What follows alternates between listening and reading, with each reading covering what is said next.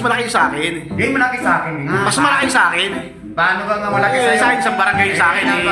Isang linggo lang yun sa'yo. Ilang metro ba sa'yo? Boss. Dahil naman ako sa. Good evening, boss. Ano pala sa Kamusta yung bakasyon mo sa Lebanon ng 2 weeks? Dalawang linggo ako nagbakasyon ito. Ano kaya sa investment? Wala nga yung mga investor ko, mga Hezbollah pala yung mga pusin. Hindi natin mga nang-hijack ng mga lugar eh.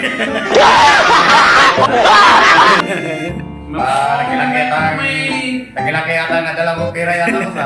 Paano mo magdadala ng pera eh? Wala nga eh. Wala nga investor eh. Wala nga investor. Pupunta-punta lang meeting, wala naman dalang pera. Lebanon pa naman eh. Kasang iba ng demos. Ano nga pala yung pinagtatalunan niyo kami? Ewan ko dyan, kayo doon. Kamuting kahoy.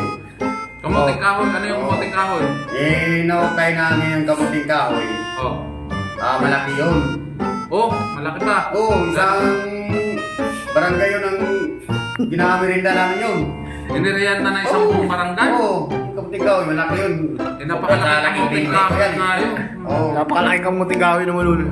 Ikaw nung bakit ayaw maniwala? Ayaw naman din niyang maniwala sa akin eh. Ano ba yung sayo? Saranggola. Ano yun? Sabi ko, meron ako saranggola, sa laki, nagalit na sa akin yung mga kabarangay ko. Dahil natatakbang ko daw yung mga sinampay nila. Napakalaki saranggola naman pala ng pinakawalan. Kaya kumbaga sa ikaw, ayaw maniwala sa kanya. Hindi. Ikaw din, ayaw Ayaw na- maniwala na malaki kamuting kahoy niya. Ayaw naman yung magpatalo eh. Anong gagawin nyo para magkasundo kayo? Bawasan niya yung kamuting kahoy niya, babawasan ko yung saranggola ko.